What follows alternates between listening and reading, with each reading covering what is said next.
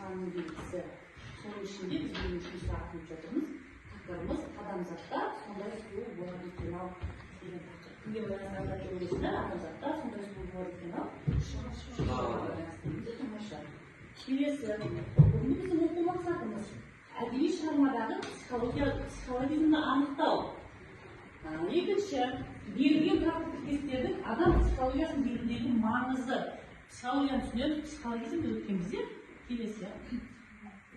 Енді сабағымызды бастамас бұрын балалар, барлығымыз көңіл күйімізді көтеріп, жақсы психологиялық ахуал қалыптасып алайық. Кәне, мен қандаймын? Мен қандаймын?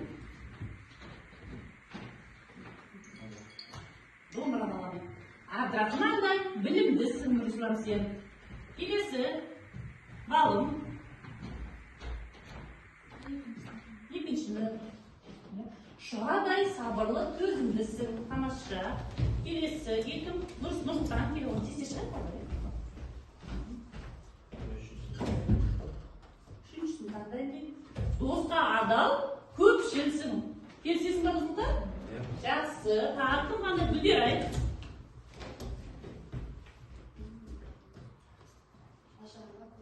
Жақсы, ажарлы, көріктісің бүдер ай сен. Келесі кім қалды? Алтоқ жақсы болады. Мен кезектаңдай. Кезектаңдай ұлттық құндылықтарымызға байланысты. Ұлтжарды шығармашылысың, шығармашылық дейм саған. Бегарысың, ерім жүгі ауыр. Асық ойнайын дейм. Сәтке берісің барды деп жазды. Келсесің бі? Сетке берісің барды деп разы келсең. Жақсы. Сонымен балардың психологиялық ахуал қалыптастырып алды. Енді бізге үй тапсырмасын месендерге шұғаның белгісін толық оқып сөйлеу керек боламыз. Мазмұнын айтып, бүгін сол бойынша психологизмді анықтау болған. Енді шұғаның белгісін біз есімізге түсіріп, жиын көмекшіміз арқылы қысқаша мазмұнын көріп алайық. Шыққан жасырмайын Абдрахман келесі.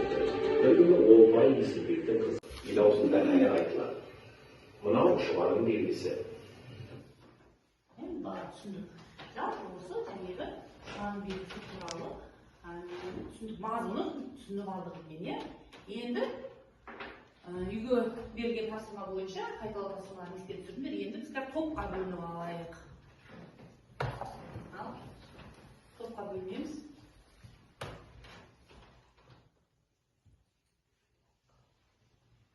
Тек топқа бөлеміз.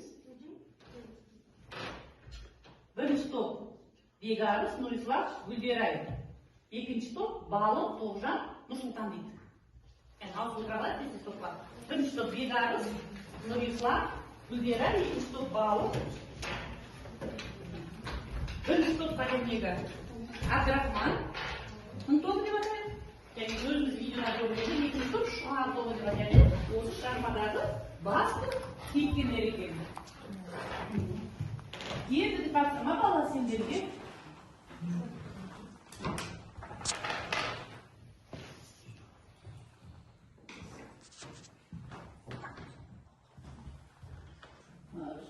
Жәнегі сендерге мынандай тапсырма беріп өтеді. Шұғаның белгісі шығармасында берілген сөздердің мағынасын анықтау.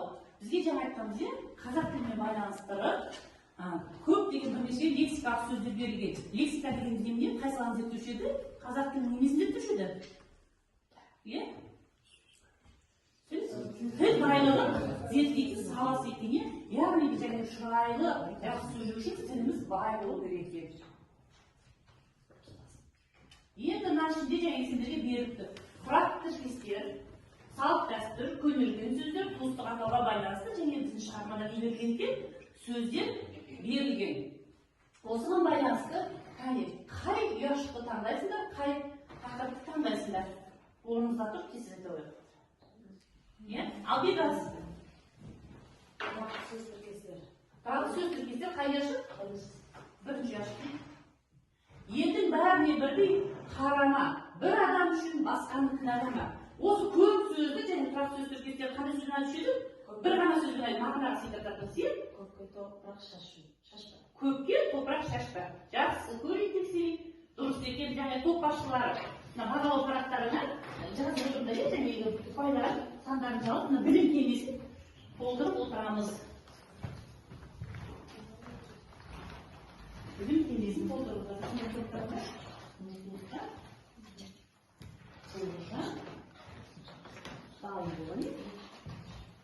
Bağlı, sindirdi. Birer, mutla, bir tarz. O seni bu alanı paylarını жазып отырамыз.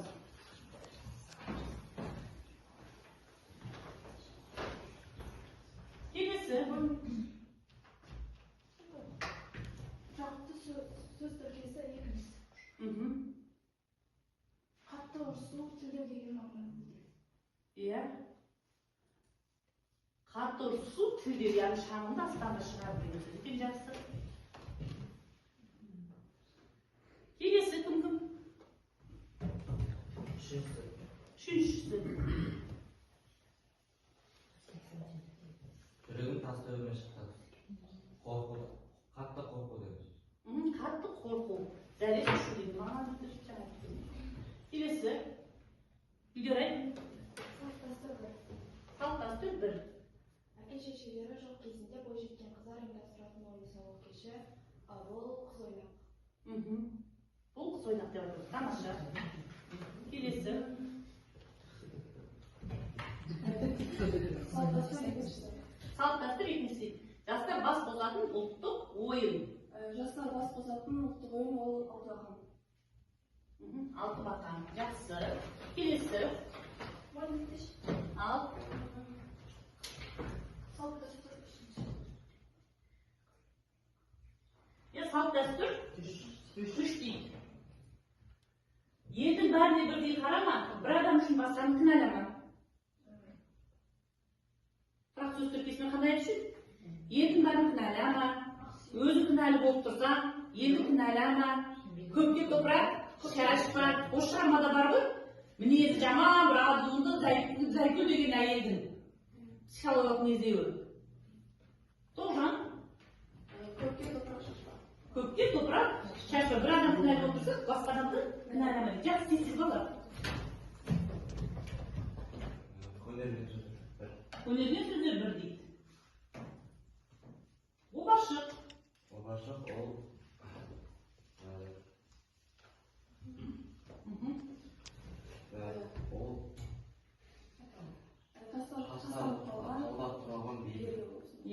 Bir сұрақ толтырып, бір сұрақ толтырып табылды. Таста, топырақта белгі, жақсы, е? Келесі, кім жауап берген жоқ? Кім жауап берген? Нұрислам. Өнермен сөздер дейді. Зират. Мола дейміз, мола. Зират, кімге дейміз, тамаша толтырып береміз. Келесі. Герай.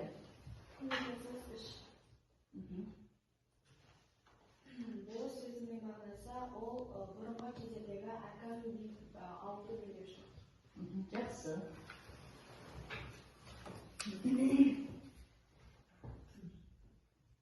Келесі. Bir arız. Не шебеміз? Bir şey sözü o. Ayı. Ер адам ең бірінші алған әйел екен. Жақсы. Ақбал. Жеңге. Ағаның әйелі. Жақсы, ағаның әйелі екен. Туыстық атау біріншісі. Жесір сөзінің мағынасы ол күйеуі жоқ әйел. Күйеуі жоқ әйел. Болған емес. Тамаша.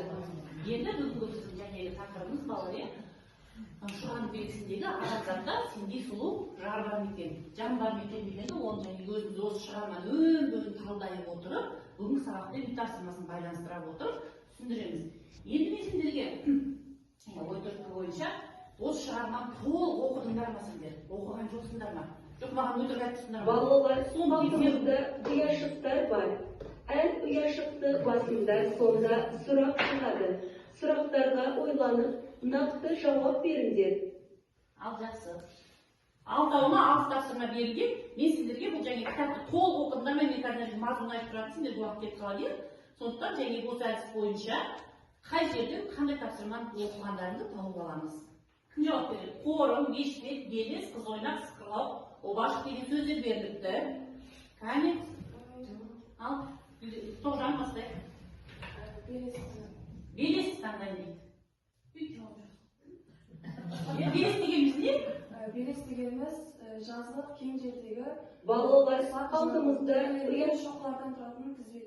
Тізбек. Оны оқыдың ба шығармада? Иә, ол шығармада Шұған әңгімесі, Шұған белесі шығармасында ең басында кездеседі. Екі жолаушы келе жатып, бір белестен екінші белес қайта-қайта шыға берді деген ең басында сөзінде кездеседі. Жолаушының қасындағы жолдасына айтқан сөзі. Жақсы.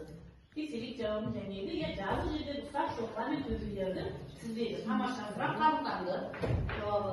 Гүлдерай. Обашық дегеніміз неткен қатты? Тас пен топырақтан егіп жасалған белгі. Тас пен топырақтан егіп жасалған белгі дейді. Ол шығарманың қай жерде кездеседі? Ол шығарманың басында кездеседі. Бұл екі жолаушының мезгілде кездеседі. Екі жолаушы кетіп бара жатқан кезде бір жолаушы сұрайды. Шұғанның белгісі жеткеннен алма дейді. Сонда екінші жолаушы бұл әшейін обашық деп жауап береді. Бұл әшейін обашық деп жауап береді. Жақсы. Ал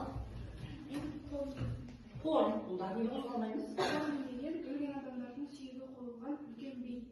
Ол шығармада ең аяқ жағында кездеседі. Шұға қайтыс болғаннан кейін оның сүйегін бұрыннан бар үлкен қорымға жерлеуге шешім қабылдайды. Есімбек көшті барлығын жинап, сол жерге барып, үлкен ас береді. Сол жерге Шұғаның белгісін тұрғызады. Одан кейін оны жолаушылар, алыстан келген жолаушылар оны Шұғаның белгісі деп таниды. Өлген адамның сүйегі қойылатын қалың бейіт дейді екен балалар. Қорым, сіздер көңілдер көресіз, апаларымыз айтып отыр екен. Қорымды, және қорымды жаңа өткен кезде машинамен келе жатқандар музыкаларымды айтып отырды дейді. Ақырындатып отырыңдар, қолдарыңды жайып, дуа жасап отырыңдар деп үлкен кісілер айтып отыр екен. Алдағы уақытта біздің де есімізде болатын болады. Келесі. Бешпет. Бешпет дейді. Бешпет деген кеудеге киетін жеңіл сырт киім. Жақсы, астары жеңіл сырт киім екен. Ол қай жерде кездеседі шығарманың? Ол шығарманың ортасында кездеседі. Ол ауылға келген мұғалім Абдрахманның үстіне киетін жеңіл бешпет киім. Абдрахманның киіп жүрген киім бешпет екен. Жақсы. Екі тапсырма қалды. Кім? Белас. Қыз ойнақ дегеніміз бозбалалармен бойжеткендер бас қосып отыратын кеш. Бұл әңгіменің ортасында кездеседі. Кейіпкер қыз ойнақтан келіп ұйықтап қалады. Сосын апасы әлден тұр түс болды ғой деп оятады. Кейіпкерді оятатын жері. Жақсы, келісеміз. Келесі. Нұрислам. Сықырлау. Сықырлау деген жоқ киіз үйдің есігі. Ал оқиғаның қай жері, шығарманың қай жері? Ол шығарманың ортасында кездескен. Шұғалар оққан жерде киіз үйдің сықырлауынан Абдрахман қарап тұрған жерде кездеседі. Жақсы, отыра ғой. Жақсы, иә балаларым, жаңағы топ басшылары бағаларымды беріп, бағаларын бағалап отырды, және оқушылардың қандай жауап бергеніне байланысты.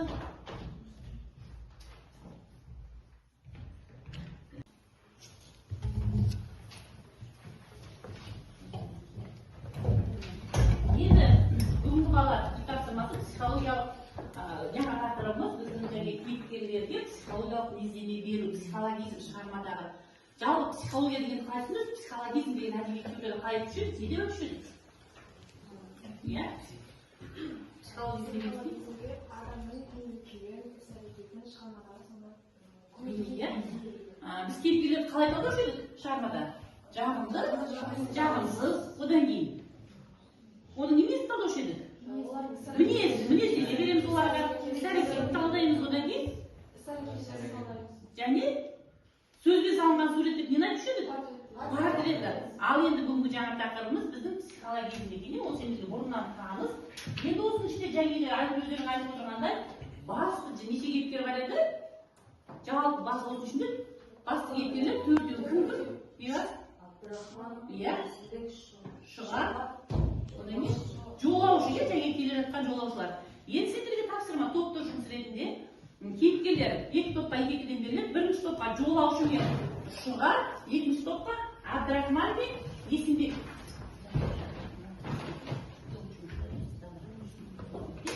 Енді осыларға сендерде тапсырма түсінікті ғой деймін, мінез ерекшелігі қандай? Екеуінің мінез ерекшеліктерін салыстырамыз. Одан кейін психологизм дамытаймыз. Шығарманың өн бойы дұрыс болып тұрған және психологизм бар. Одан кейін Шуға және екі кейіпкердің сендерге кейіпкер, бірінші мінез ерекшелігі, екіншісі психологизм анықтап жазамыз. Уақыт бір күн уақыт жете ме? Шығарманы оқысаңдар, тез жазасыңдар. Өз ойларыңды айтып отырыңдар.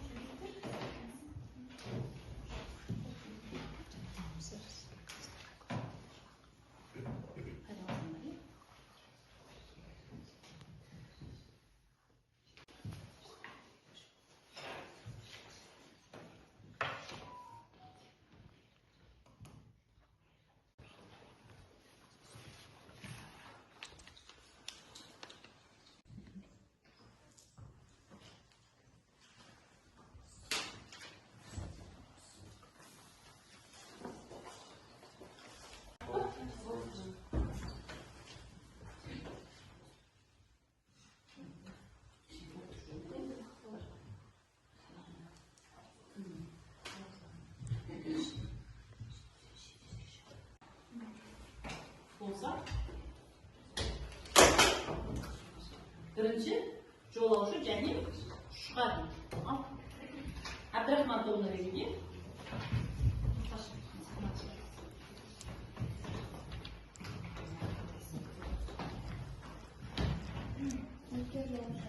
Мінез ерекшелігі әңгімені баяндау, шығарманы жүрегіне жеткізіп тұр, шежіреші адамдар.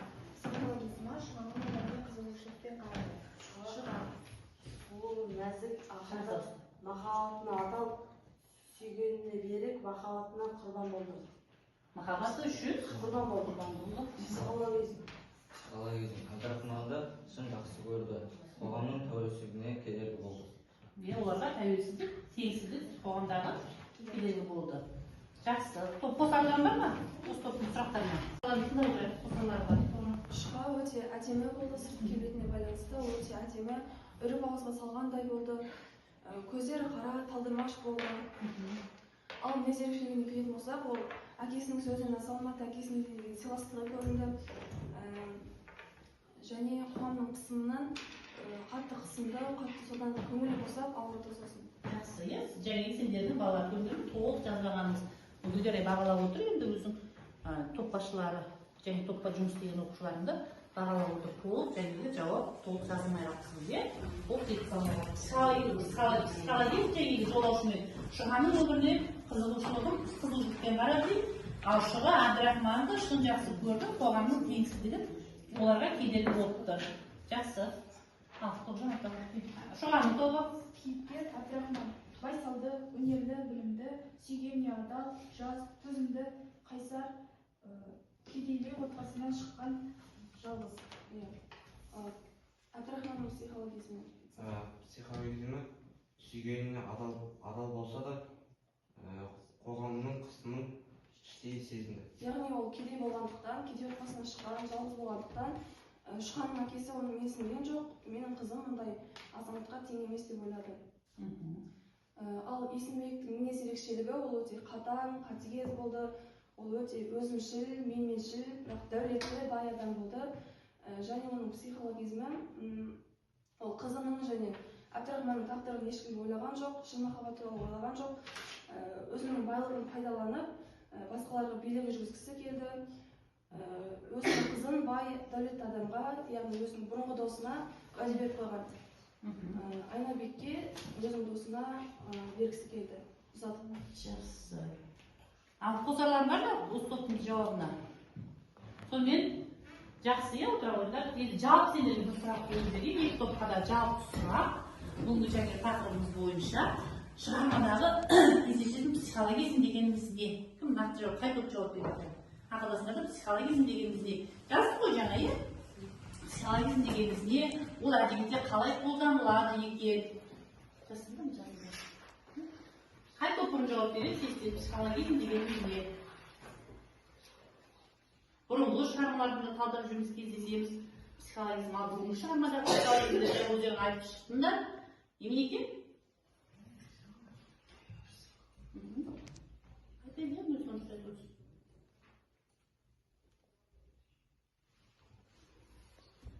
Иә? Адамның ойы көрсін. Иә.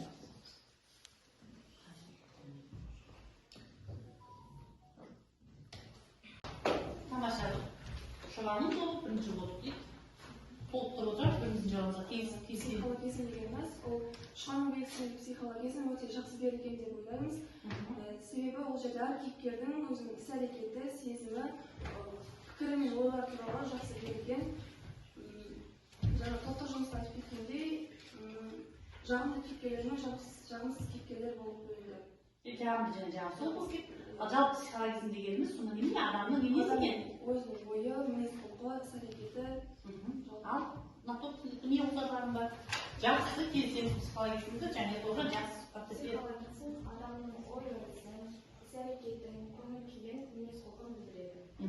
Яғни екі нәрсені бір-біріне емес, психологизм сәйкес келуге. Енді балалар, кішкене біз сергітіп алады, және шаршаған шығармыз, қаншама жұптық жұмыс істедіңдер, топтық жұмыс істедіңдер, алдарында білесіңдер, асықтарды ала қойыңдар. Асық әдісі бойынша жаңағы сергіту жаттығу жасалады, әуелмен бірге ойнаймыз.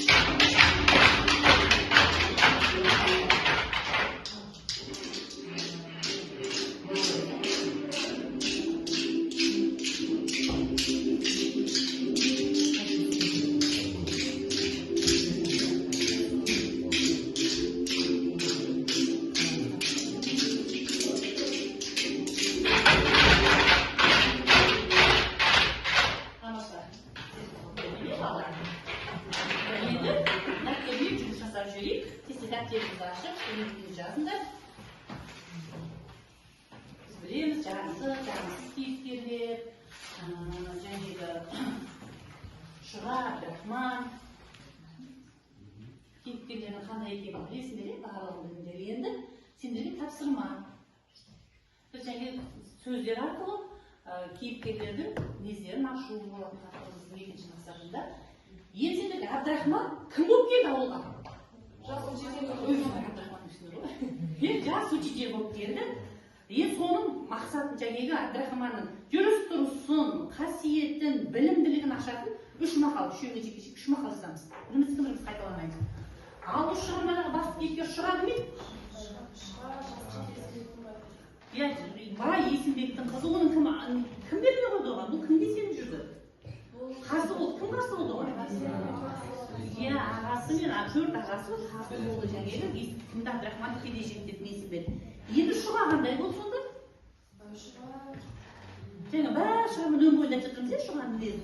Сол Шұғаның қасиетін, мінезін, қылығын ашады, бір не жасасыңдар. Үшеуіне үш тапсырма мақал мәтел жасасыңдар.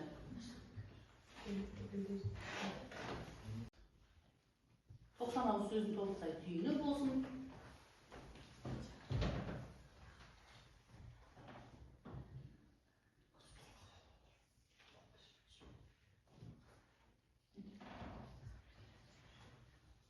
Жақсы, мақал мәтел. 90 ауыз сөзін толықтай түйіні біз үнемі жүруіміз керек, ойымызда болуымыз керек.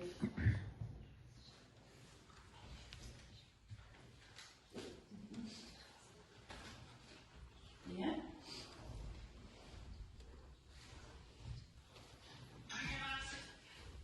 Болды ма? Кім болды мақал мәтел?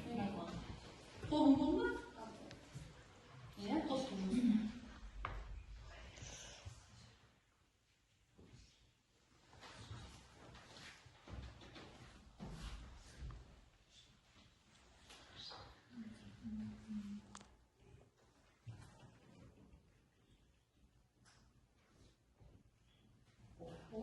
Ақыл деген балалар отырамыз, және шығармада қай жерден көрінеді бір мақалды айтамыз, оны дәлелдейміз. Мынау Абдрахманымыз мына жерден мынандай көрінеді, мына жерден мынандай көрінеді.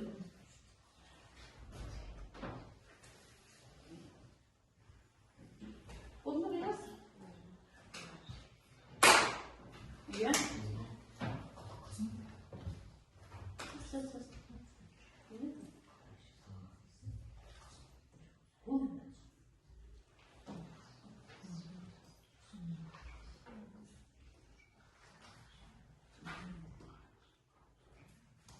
Болды. Бұл торғандар болып қойды. Шұған тобы болды. Абдрахман жігіттердің тобы. Biraz сіздетіміз керек. Ал жақсы. Қыздың жолы жүріш керек. Бірінші Шұған тобынан бастайын. Ал айта ғой. Мен Шұғаға байланысты қыздың шүберек деген мақалды алдым. Қыздың көркі? Қыздың көркі шүберек. Себебі бұл шығармада Шұғаның да киімі, солай жүріс-тұрысы бейнеленетін болатын. Яғни сыртына киген камзолы, оның әшекейлері барлығы айтылған болатын. Сол әшекейлері, көйлегі, киімдері сол Шұғаны сұлулығын одан әрі сипаттап тұрды деп ойлаймын. Жақсы. Келесі. Бағым. Анасына қарап қызын алды. Анасының берген тәрбиесіне қарап қызын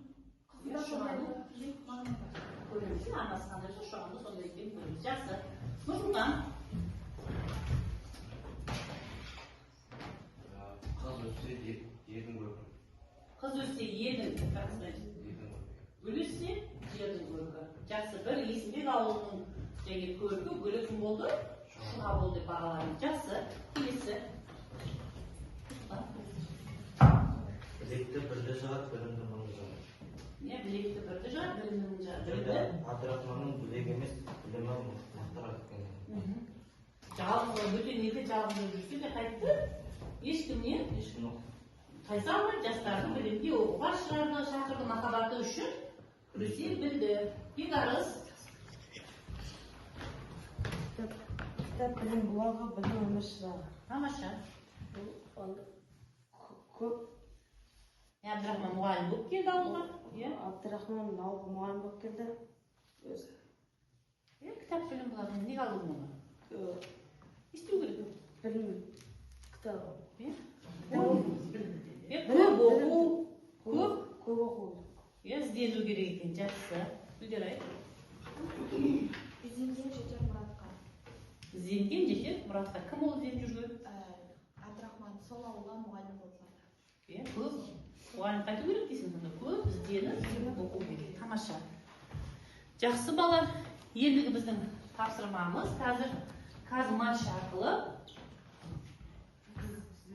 рингтапс арқылы сендерге міне сәйкестендіру сұрақтар берілді. Мына жерде жеке-жеке тапсырмалар берілген. Оны оқимыз. Оқығанда сармен белгілеп тұрғанда сұрақ, көппен белгілеп тұрғанда жауап. Егер дұрыс белгілесеңдер, екеуін сәйкестендірсеңдер, мына жерден қызыл түс жанады. Жасыл түс жанады. Ал егер дұрыс сәйкес болмаса, қызыл түс жанады. Түсінікті ойын балалар. Сондықтан бастайық. Бастаған батыр кім бастайды? Ал Гүлдері. Ойыңызды толық жеткізіп айтамыз. Қазіргі қазақ қыздарының тағдырын шұғамен салыстыр. Жауап. Қазіргі қазақ қыздары оқыған, сауатты, өз бостандығы бар пікірін ашық айта алады. Жақсы. Дұрыс жауап. Дұрыс екен қол сөз қояйық. Келесі. Алдықтан. Майлин осы шығарма арқылы нені жеткізгісі келді? Бейімбет Майлин осы шығарма арқылы нені жеткізгісі келді дейді. Ол тұрмыс тіршіліктің ащы шындығын көрсетеді. Тұрмыстағы тіршіліктің ащы шындығын көздеді дейді. Дұрыс па жауабы? Фатима. Дұрыс екен де жасыл түс жанады. Келесі. Алпауын. Менің негізгі шығармасының жанры эпикалық жанр, повесть түрі. Тамаша. Келсеңіз ғой не балалар? Жақсы. Алтауын.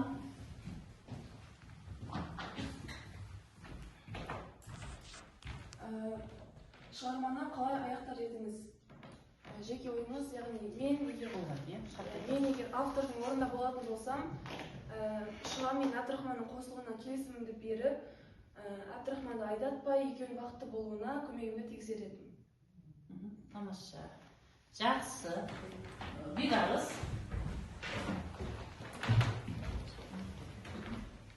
Шығарманың өмір шындығын суреттеудегі ерекшелігі қандай? Ата-анамен қоршаған ортаны емес, салт-дәстүрді кінәлі санаған қыз тағдыры. Жақсы. Нұрислам. Шығарманың тақырыбы мен идеясы. Әйел теңсіздігі, адамгершілік, махаббат мәселесі. Жақсы, е? Балалар, міне бүгінгі біздің сабағымызға кішкене өз мәресіне тақап қалды. Енді және шығармаңызды тақырып психологизмді мақсаттағы түсінді. Сабақтың адамзатқа сондай сұлу жан бар екен. Ол кімге байланысты айтылған деді? Шұғаға байланысты айтылған деді. Енді осы бір ауыз сөзімізбен және сіздерге мен Шұғаның әдемілігін, көріктігін табатын жерді осы шығармадан жаттап келіңдер дегенбіз, е? Ал кәні ұлдарға берілген бұл тапсырма қыздарға емес. Кім айтады екен? Ал Нұрсұлтан, Нұрислам айтады. Шұға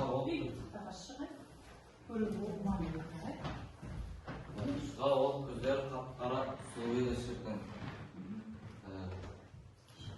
Білімді, сұлу қыз. Жеңілдіктің екенін білмейтін еді. Сөйлеген сөзі, жүрген жүрісі де қандай. Бір түрлі панедау шіркін. Жүрісі бір түрлі панедау шіркін. Жақсы. Отыра ғой. Сонда Шұға және ішіндегі ең әдемі қазақ қыздардың ішіндегі сұлу деп бейнелерге жақсы. Енді бүгін балалар біз білім шамын жақтық деп ойлаймыз. Тақырыбымызға, сабақтағы мақсатымызға жеттік деп ойлаймыз. Енді білім шамы әдісі бойынша кері байланысқа шығайық. Бірінші сабақты түсінбедім. Кім түсінбеді? Екінші сұрақтарым бар. Үшінші сабақты түсіндім. Ал шығып басақойда белгілі қойындар. Қошақ.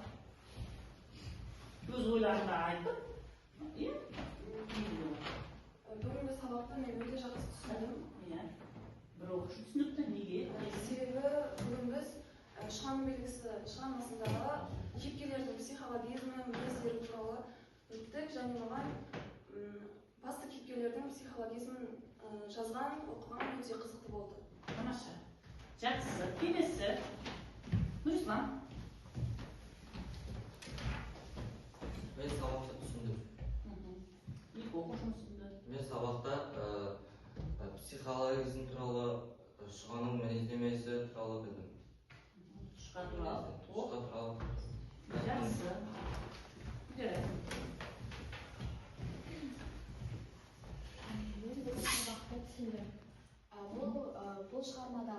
кейіпкерлердің психологизмін зерттеген маған ұнады. Топпен жұмыс жасаған бәрі ұнады маған.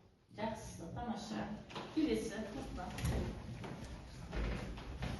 Мен саған түсіндім. Маған Шұға мен Абдрахман мінездерін зерттеген бәрі түсінікті болды. Тамаша. Басқа кейіпкерлер. Несібек болды, жолаушы болды. Себебі олар жолаушылар. Олар қалай болды? Олар да Түсінікті болды. Жақсы. Келесі кім алды? Балмұқты ма? Бекар шығау. Қалай? Бүгін Шұғаның белгісі шығарма маған қатты қызықты болды. Ішіндегі кейіпкерлердің мінездері, психологизмдерді маған зерттеген қатты ұнады. Жақсы. Қалдаған. Мен бүгінгі сабақты түсіндім. Маған әсіресе топтық жұмыстан кейіпкерлердің мінездері мен психологизмін талдағаны ұнады. Жақсы. Тамаша, иә? Енді балалар, топ басшылары, топтардағы оқушыларды бағалай қойыңдар. Тоже бағалап қойыңдар. Топтарды айтып, мына кеңелерді жүргізіп отыр.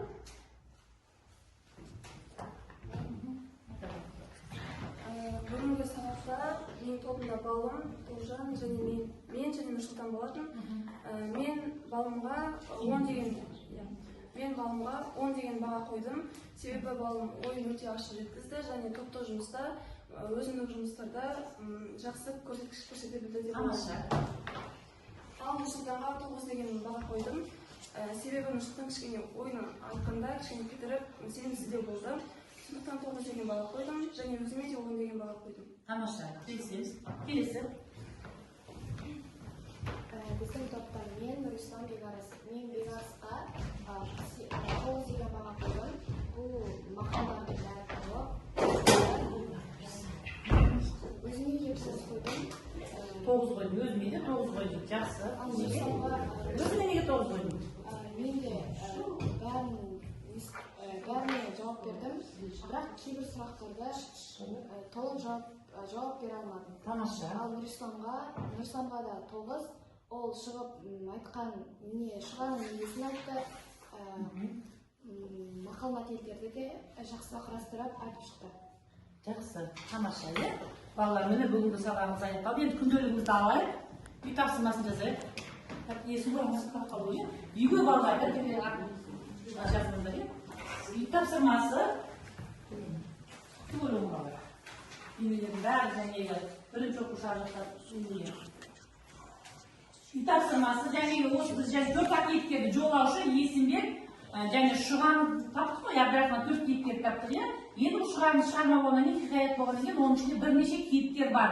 Әр оқушы жеке-жеке бір кейіпкерге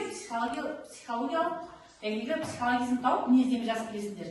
Психологизм табу басқа кейіпкерлерге.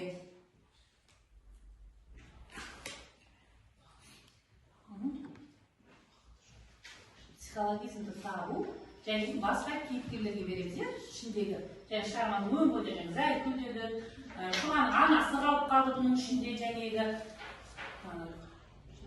Сол бойынша психологизмді жазып келесіздер үйге.